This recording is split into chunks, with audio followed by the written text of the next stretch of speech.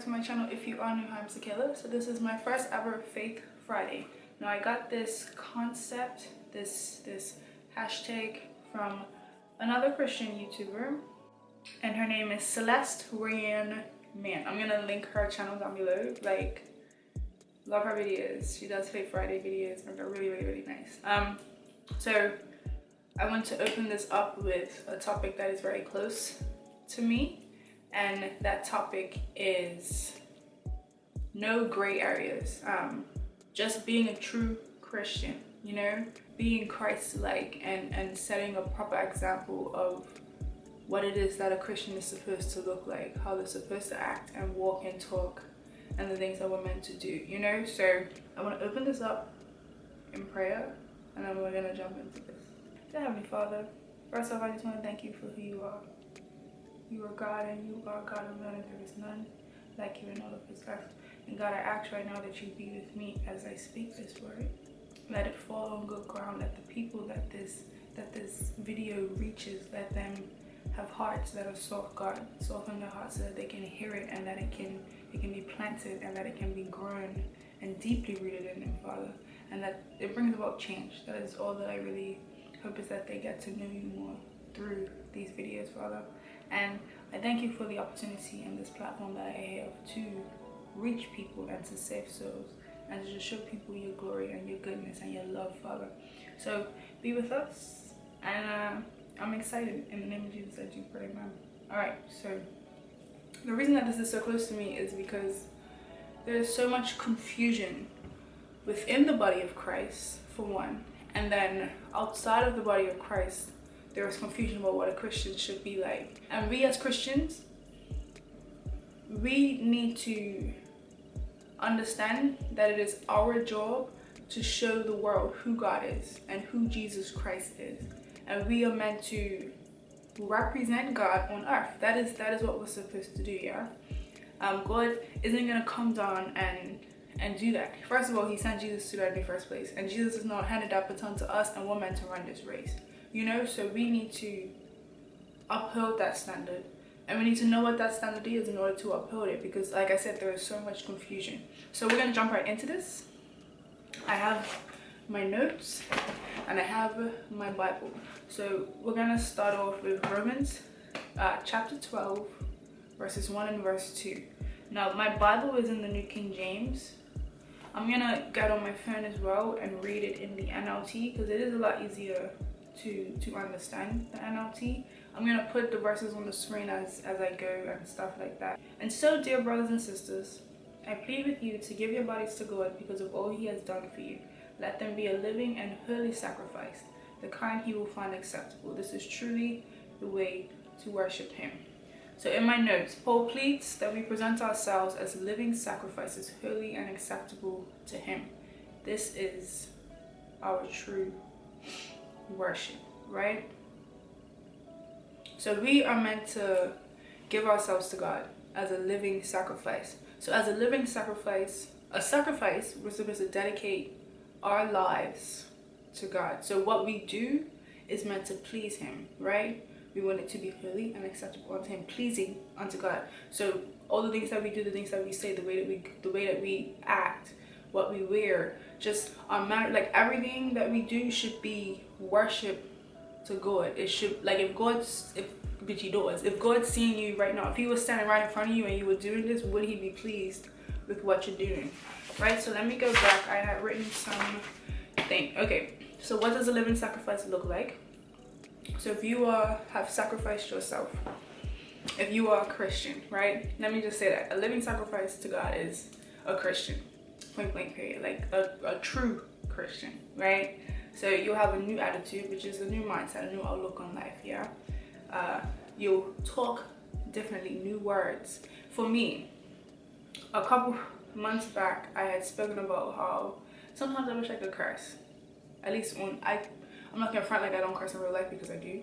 I try not to, but I do. And that is something that I shouldn't do, that you shouldn't do, that as Christians we shouldn't do. If we look at the world and we see what the world is doing, and cursing is one of those things, then we know that that is something that we as Christians shouldn't do. There are people that will be like, "Skill, it's not that deep, like it's just a word," and it is just a word. But would you want to hear Jesus do that? Like, you really have to put yourself in that. Like, you just don't want there to be confusion. Like, I would be dumbfounded if my pastor like, what are you doing? You know what I'm saying? So it's just, there is a standard that we need to uphold, and I think we need to understand that that's just what it is. When you take on this role, when you take on this calling, when you take on this, when you make the decision to be a Christian, there are things that just go along with it, and that's just a part of their life, you know? So yeah, new words, new actions, where you go, what you do, how you act, and more importantly, how you react to things. And new surroundings, the places and the people that you hang around. So as a Christian, we should avoid worldly places. We should not look like, there should be a clear distinction between myself and someone who is not of the faith, and someone who does not know God. As someone who isn't a Christian, there should be a distinction between me and you. You should be able to look at me and see that I am a Christian. I should not look like this guy that goes out every Friday. You know what I'm saying? I shouldn't look like the world. We should not look like the world. Verse 2 of Romans chapter 12 says, "Don't copy the behavior and customs of this world, but let God transform you into a new person by changing the way you think. Then you will learn to know God's will for you, which is good and pleasing and perfect." So for me, yeah, when I read the Bible, I like to look up words, even if it's words that I know.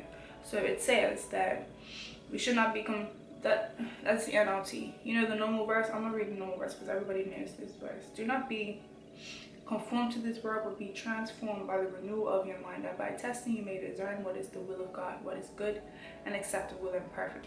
So do not be conformed.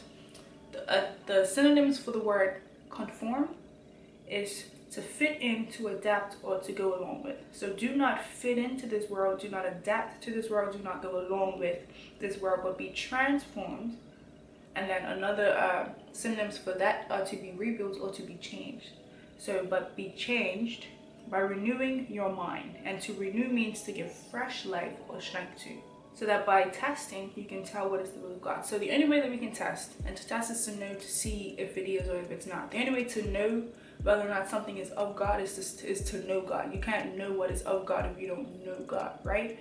So in order for us to be able to test, we have to spend time in His Word, spend time in prayer, spend time with God. We need to commune with Him on a daily basis. And in that happening, we would become transformed. We will become changed by the renewing of our minds. This is something that needs to happen on a daily. Whenever I read this verse, I always want to add the word daily, because we need to constantly, renewing your mind isn't just something that you do when you first become saved and then you just, no, every single day you have to, because every single day you go out into this world, and every single day things are going to come into your space that will alter or try and alter.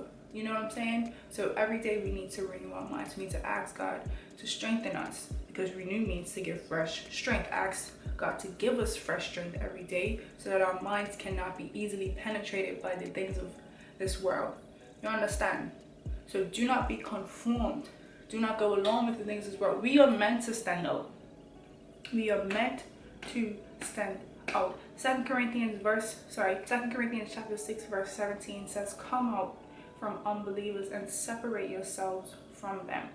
Like, we're not meant to be we're not meant to conform, we're not meant to fit in, like, we're just not meant to, like, and that's something that is a problem for me. But I really want to do a video on, just, there are certain things that I want to do videos on, and acceptance is something that I struggle with, and being a Christian makes it even the more difficult to be accepted by people. But you have to understand that it's not about everybody else. It's not about the next person. It's about you and God, and that's it. Like, you will find those people that will be the ones that are supposed to be in your life. You know what I'm saying?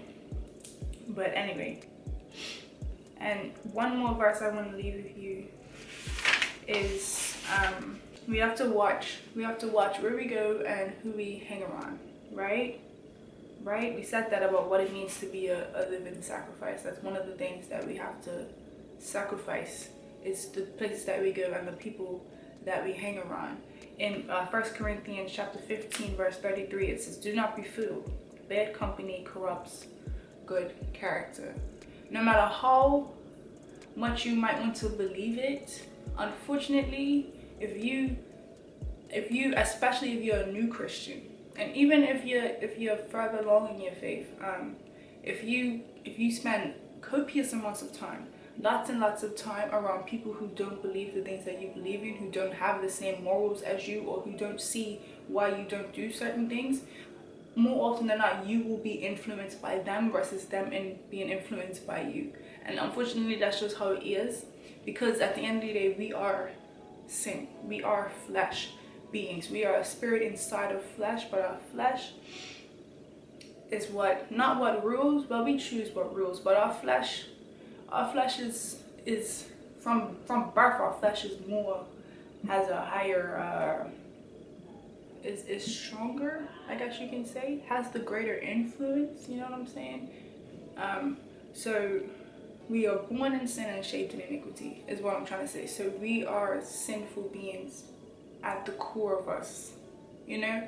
So it'll be easier for those that are in the world to influence us versus, so like, instead of trying to, and I find myself sometimes, I've done this where I think that I'm strong enough to hang around this group of people or this person and I'll be okay and I won't fall and I won't slip.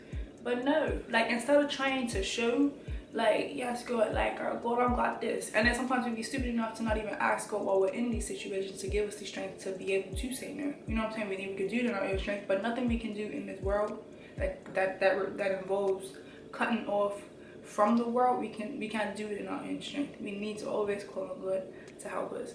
But that's, anyway, but all I'm trying to say is that we have to separate ourselves from those that don't have the same beliefs as us, because it's not up to them to tell us no. They might still offer us to do certain things even though they know that we ain't trying to.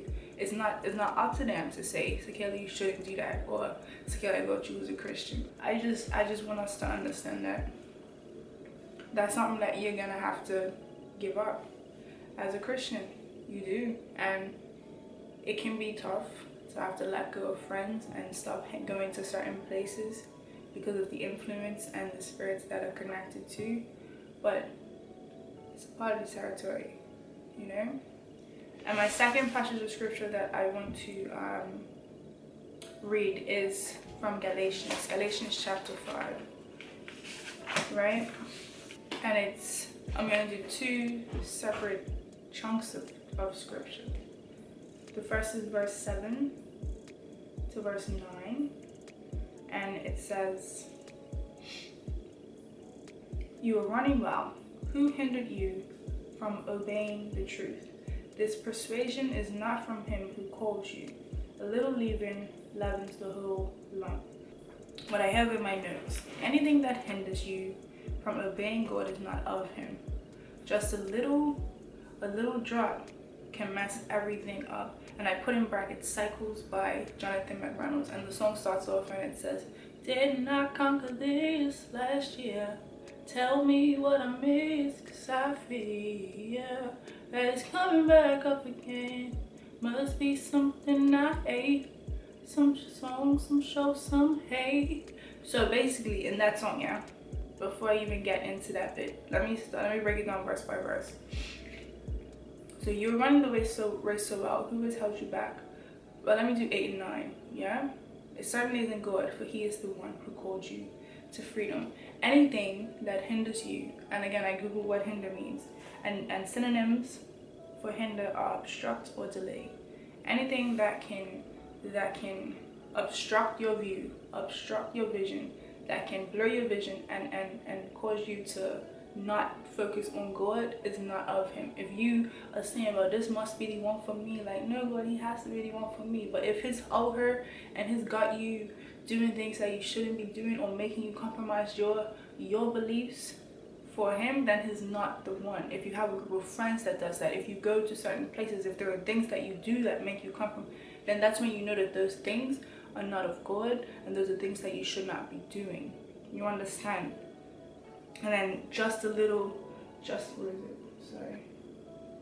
A little leaven, how the word is pronounced? A little leaven leavens the whole lump. And that's when, just talking about the song, all it takes is this much of something to get it to drop into your spirit and cause you to start having thoughts and things like that are completely contrary to what it is that you know is right. You know what I'm saying? So like for me, yeah, there are certain songs that I know I can't listen to because I know that if I listen to them, they're gonna bring about things inside of me, awaken things inside of me that I know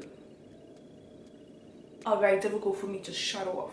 Like, I can't listen to certain Chris Brown songs. I can't listen to certain Beyonce songs. Can't listen to certain because if you're talking about, I can't watch certain shows that are too raunchy. When I'm on Twitter now, like normally I don't be doing it because I'm like, you know, I'm cool. Like I can just scroll past it. But if I see that stuff on Twitter, I have to mute it now, because if I don't, I'm gonna pause and I'm gonna watch it, and the next thing I know, I'm on the internet and I'm watching stuff and I'm doing things that I know I shouldn't be doing. You know what I'm saying?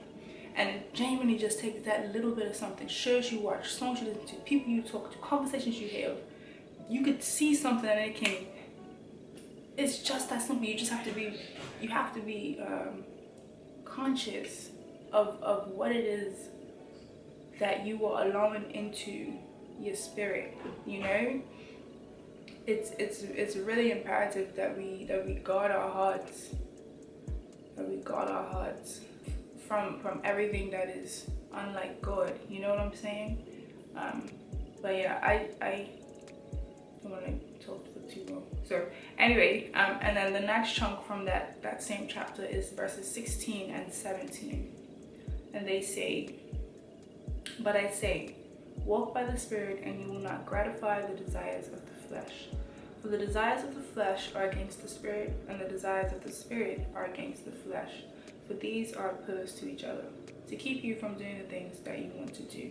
So my breakdown: walk by the Spirit, and you will not gratify. I googled the word gratify. It means indulge, satisfy, give into, or feed the desires of the flesh. Our flesh, and the Message Bible says that the flesh is a root of sinful self-interest. And I like the way that it put that. Our flesh wants the complete opposite of our spirit. There will always be an internal battle which will make you think before you act. Because if you are battling between two, you know what I'm saying, if you're battling on the inside between this and that, yeah, it'll cause you to wonder, should I do it or should I not? I think if you're having an internal battle about something, it means you shouldn't do it. Because you would know that you know that you should or should not do something. And again, to walk by the Spirit, the only way to walk by the Spirit, when I hear that, is like walking with the Spirit. You walk with the Spirit. And to walk with the Spirit means you and the Spirit gotta have some type of relationship. You're not gonna just walk with a stranger through life, innit? So at the end of the day, everything that we need comes from reading God's word and spending time in his presence and just allowing transformation to happen. This is where the transformation happens, inside of this book right here, and with personal relationship and personal intimacy with him. And another thing that I want to say is that if you are confused about whether or not you should do something, think about it like this. For one, if the world is doing it and it's very in your face, then it's something that you should not do. Sex, it's in the Bible, but like, if you need reiteration, the world is all about that. You should not do that. Drinking, the world is all about that. You should not do it. Smoking, the world is all about that. Don't do it. Cursing, gossip, lying, stealing. Like, there are so many things that the world is all about. Gluttony, and that's just greediness. The world is all about that, you know? And I'm gonna shut off. And then two, if you see a pastor doing this or that, how would that make you feel? If you see a pastor doing the thing that you're not sure about whether or not you should do, how would it make you feel, right? And I'm going to leave you with one more verse, and that is verse 25 in Galatians. And it says, if we live by the Spirit, let us also keep in step with the Spirit. So if we live by the Spirit, we need to walk like it. We need to act like it. Follow the leader. We need to move as if we should be one with the Spirit. The Spirit is there to guide you, to let you know what you're doing, whether you should or should not do something, you know. So we need to walk. If we're walking by this, you know, like we need to, if we're living by it, we need to walk like it. What's he saying, like you talk a big talk, like you talk, can you walk the walk? There's so many social media Christians. There's so many people who will post a Bible verse on their Instagram story. Or there's so many people, when things are going wrong, they pray to God and they say, oh, God finally answered my prayers. And then you'll see them out drinking. And then that makes people believe that you can call on God and you can still live stupidity. And that's not the case. And it hurts and it bothers me, honestly, to see that type of stuff, because it makes people believe that if I just acknowledge God, you know what I'm saying, like I'm gonna still live my life, but if I do acknowledge him every once in a while, then that's cool. But like, no, we're meant to surrender ourselves to him, surrender our lives to him, you know what I mean? Like when I say surrender your life to God, all of the things that you do, all the things that you say, the places that you go, the people you hang out with, the activities that you are a part of, you give those to him. You know, that's what it's about. Like, we're meant to be, at the end of the day, you might be the only Jesus that somebody sees. You might be the only interaction with a Christian that a person sees. So if you are not on your A game, you're gonna leave an impression that is not the correct impression. Like if someone came in my church, yeah, and I'm singing on the praise team, and they see me singing on the praise team, and then the next night they see me at the bar, now they're confused about why you were a Christian, but what you doing at the bar. You know, like, we have to understand that this Christian walk that we walk is not only about us. Like, we are called to be a light in this darkness. We are meant to show people who God is, who Jesus is, and represent God. That is our mandate, to represent God and to show people who God is. And if we're representing him right, then people will want to come and see God. Come and see my God. Come and see why it is that I serve him. Not for the things that he does, but just because he loves me. When I think about the goodness of God, my soul cries out, holy. Holy. He is amazing. And last night I had a worship with some friends. I'm gonna call them my friends because we're on the verge to becoming friends. And the young man that was, like, you know, heading it, he said, I just want you to just be silent, and I want you to think about how big God is. Like, he's bigger than the universe, and you can't even wrap your mind around how big the universe is. And that same God, the God of the universe, cares about you and me. Itty bitty you and itty bitty me. Like, he cares about us. And like, if for no other reason, I want to serve him because of that. You know what I'm saying? You created this entire everything, but yet you care about us. He created this whole earth, and he thought it wasn't complete until he made us. You know? Like, how can you not want to serve him?